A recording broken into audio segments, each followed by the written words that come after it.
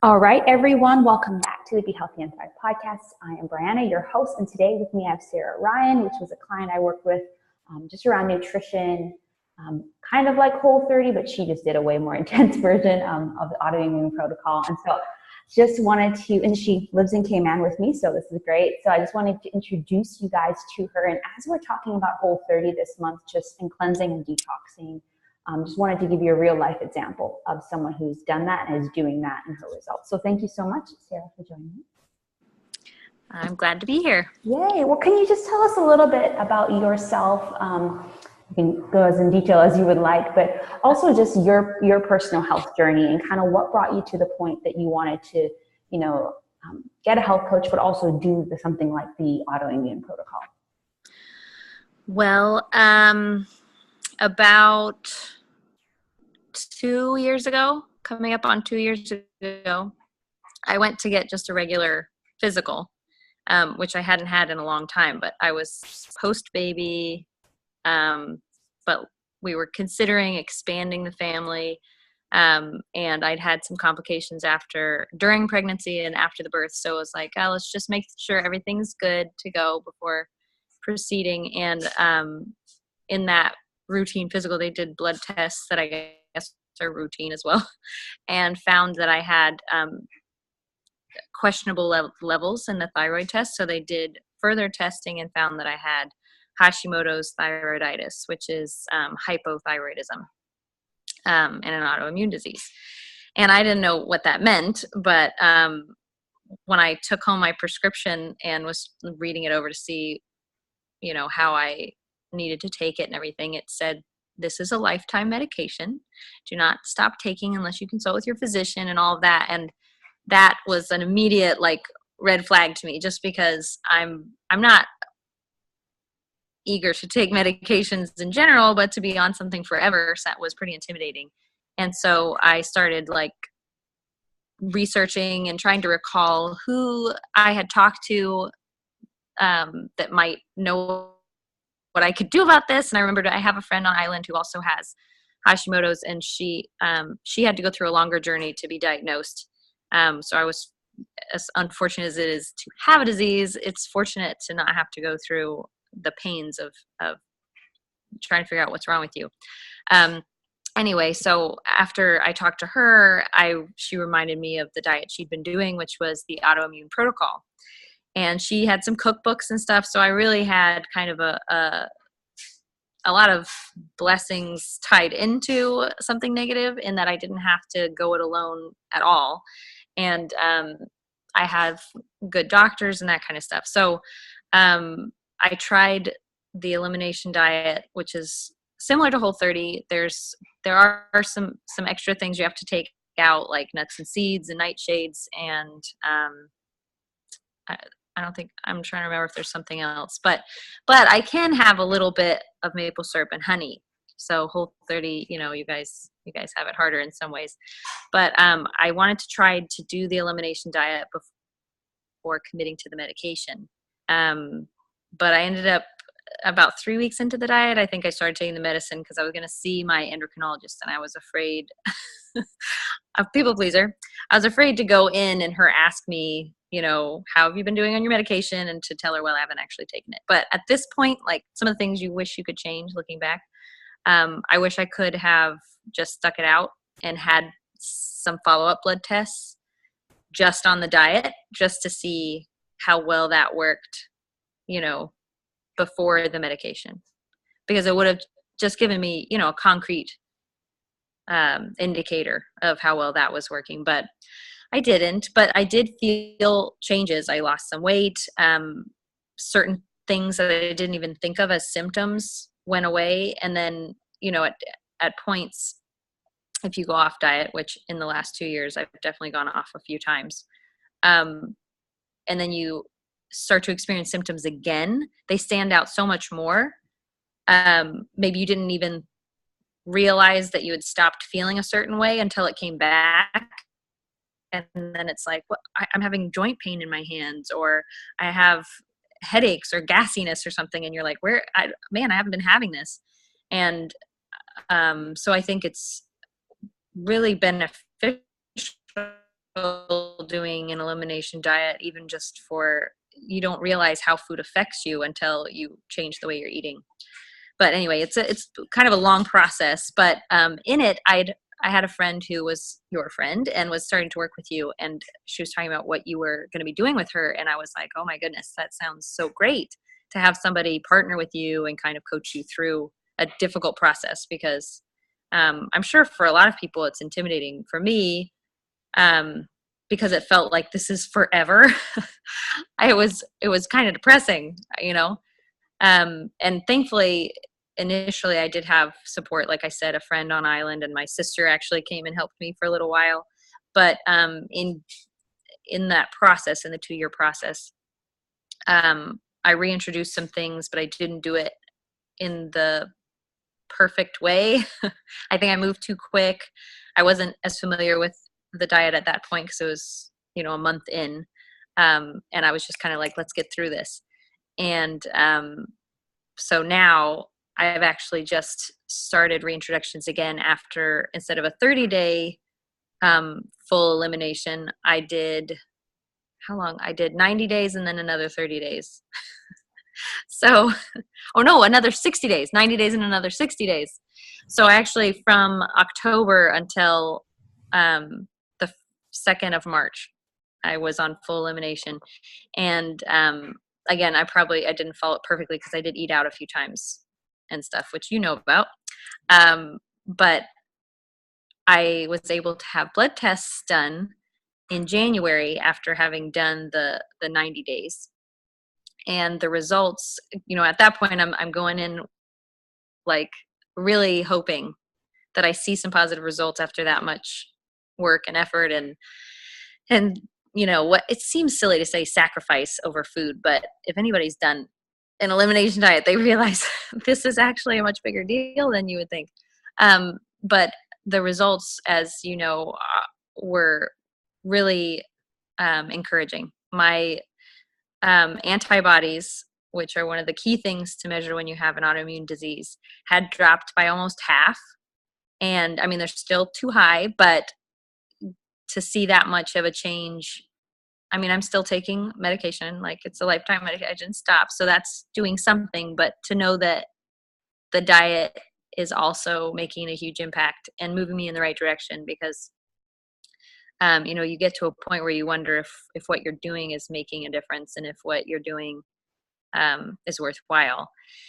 And how Brianna played into all of this was when I was going to take up this elimination again, that feeling of being kind of intimidated or overwhelmed was setting in, and I was a little discouraged because I actually had become more symptomatic after having been on some version of the diet for over a year.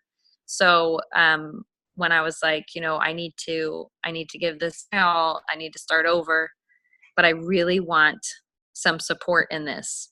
That's when I finally reached out to Brianna, and man, you were so easy to work with, even just from the beginning. There was no pressure, but always encouragement. And you made it,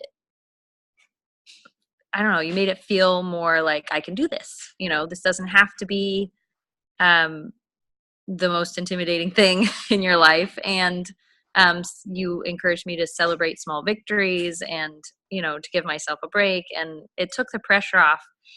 And even though, like I said, I had support from a friend and from family and that kind of stuff, it's different when you have someone who's willing to sit there and talk with you, and knowing that you have done various eliminations and you've really put yourself through a lot for your health is also helpful, because it feels like, okay, this is someone who's been there and done that, and a real example to me as well. Sorry for the long answer. No, I mean, I think we covered that's, oh man, so great. And I think you just said so many great points too, just that when you're doing an elimination diet like that, it's a huge shift of life. It's a huge change of everything, especially for you in autoimmune, and having to be precise, because with an autoimmune condition, just in case those listening, it's where your body is attacking itself in some way. Your immune system's not working the way it should. It doesn't recognize things as good. And so you had to be really precise. And to do that for 5 months is a commitment, and it was hard. And there were many days where maybe some people didn't understand, you didn't understand what you're doing, why you're doing it. But it just showed that by shifting that and you committing and willing to sacrifice, you were able to shift your health forever. In some way. And so props to you. Cause I think on the journey, I was just there, encouraging you, but you knew quite a bit. You knew what you needed to do. But I think sometimes it's not a matter of knowledge. Sometimes it's just a matter of like, hey, I need someone who understands how hard it is that I just want to have coffee and I can't have coffee. Something we all take for granted, right? So that's just amazing. And how have things been since you've been about half a month or so off of the elimination? Well, you're still on it, but you reintroduced eggs, right? So yeah, eggs. Just, I think just for your sanity, it's exciting to be at this place because it feels like you've made some kind of big accomplishment and you're in the next steps. I do want to be cautious and take things slow because I know I didn't last time, and I'd really not prefer to have to go through full elimination to this extent in future if I can help it. I'd rather just do it right this time and know what my sensitivities are and that kind of stuff. So so far it seems to be okay with the egg reintroduction. I actually reintroduced 2 weeks ago, so I'm going slow. There's certain recommendations for how you do reintroductions, and so I'm trying to keep that in mind. But again, you offered me encouragement in saying that I can choose what I want to reintroduce, and that just knowing that there's freedom in that, I think makes it feel less intimidating. Even if I decide to follow the plan that I've seen laid out, it's the just feeling like it's not at this or you're wrong, makes a big difference. So I'm looking forward to even just figuring that out because it allows me to feel like I've got a level of control, and I don't have to wait another 3 months to have a particular thing I really want if I want to see how my body responds to it sooner. I love that. Yeah. And I love what you were saying. It is true. It's like there are recommendations, but you really, especially when the reintroduction, and even when people do the Whole30, this is the guideline, but you really need to decide for yourself. Like if you don't want this food, then don't reintroduce it. But one thing I will advise you is don't have everything at once because you don't know what will happen, right? And so, so what would you recommend to those considering an elimination diet of some sort? Like what encouragement, what piece of advice would you recommend? Well, I think personality plays into it because my husband will tell you I'm an all or nothing, which isn't always great, but there's some people who really like the just easing away from, instead of doing a cold turkey, I'm cutting out all these things. They'd rather just take away this thing and just take away that thing. And for me, I guess I felt like if I can just get in there and just try to do this the right way and the right way, get rid of everything all at the same time and kind of, I don't know, maybe a shortcut in my mind that I could just get it done. So one of the things that was definitely helpful was having cookbooks.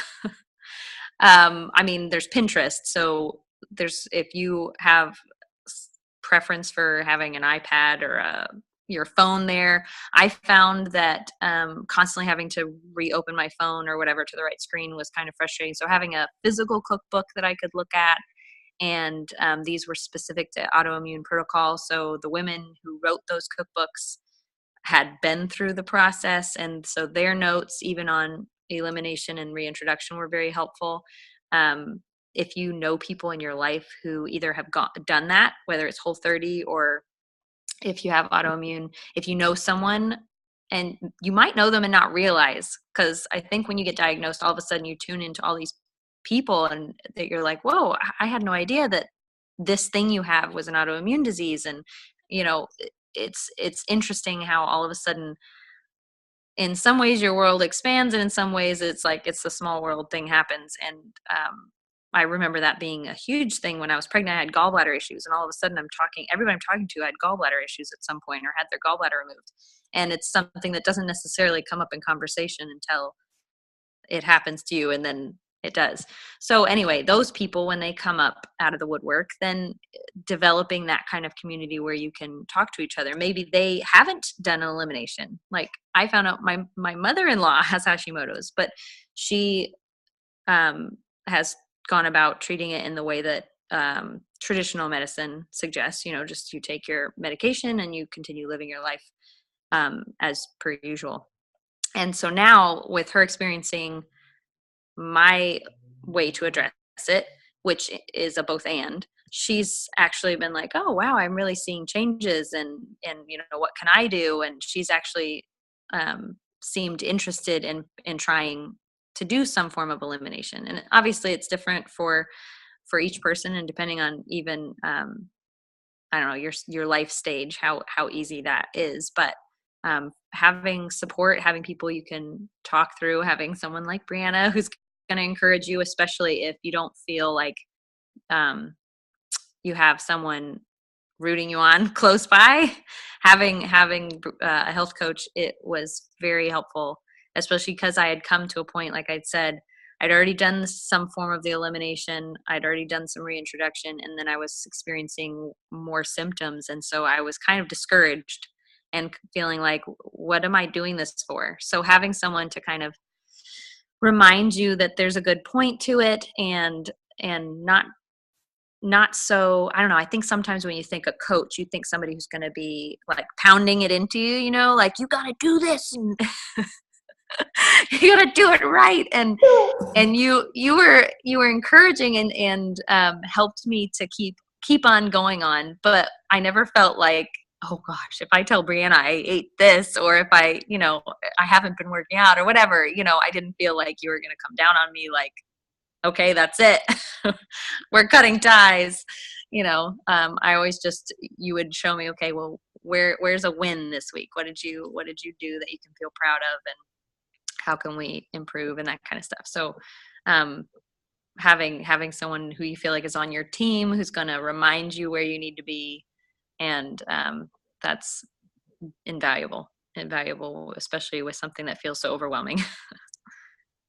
Yeah. Well, props. I mean, you did great. Like, ideal elimination person is Sarah. No, I just think you really were disciplined even when it was hard, and it paid off. And like, now look at this, you're being a testament to someone that you really care about and who didn't fully believe in the natural way of doing it. And you're like, hey, actually there is a lot to do with this. And so I'm proud of you. So you did it great. So exciting. And now you're working on your fitness goals, right? So I think that's even beautiful, is that, I talk about 7 pillars of a healthy body, and it's just like, yeah, nutrition is first, then exercise, but sometimes it takes a while to get the nutrition down because of existing circumstances, right? And things happening in your body. Then you can move on, rather than trying to change everything at once. Yeah. Can be very overwhelming. So you're doing great. Thanks. Thanks for all your help. Of course. Yeah. So, well, thank you so much for joining us today. And I'll make sure to get, well, maybe you can tell us before you go the name of those cookbooks that, just in case people are listening. Okay. So the one that was my go-to is called the Autoimmune Cookbook by Mickey Trescott. It's on Amazon. I don't know if Books and Books has it, but most of Books and Books and Book Nook, every time I talk to them about whether they have a book, they say they'll bring it in, and books are duty free, so they don't upcharge you or anything. So that's a great option. And then since then, I've gotten the Healing Kitchen or the Healing Cookbook. I can. Yeah, you can let me know for sure. Healing Kitchen is what it's called, and that one's got Sarah Ballantyne and another. There's 2 authors for that, and I love that one. And recently I added He Won't Know It's Paleo, which that one's, I think it's like she's not as well known, but there's a lot of really handy recipes in there, really easy things they feel like you're getting something you might have made before, So those are definitely recommendations. And then I really like Danielle Walker, who writes against all, All grain. yeah, against all grain. I have her celebrations book, and it's almost like, okay, this is a goal, because I was eating some of it and then had to eliminate certain things. So she does have some stuff that's AIP, but she's obviously more paleo. But I follow her on social media, and she's always got stuff on her blog and stuff. So yeah, those are good ones. And then I've got a wish list, basically, that I'll slowly increase my library of cookbooks.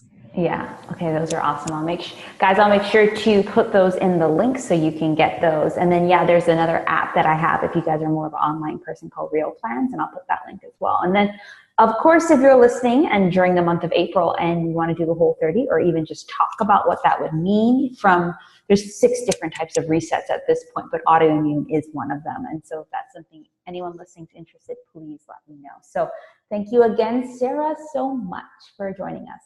I'm glad to be here. Thanks, Brianna. Thanks. Okay, guys, so make sure to check the links out, and I'll see you guys on the next post.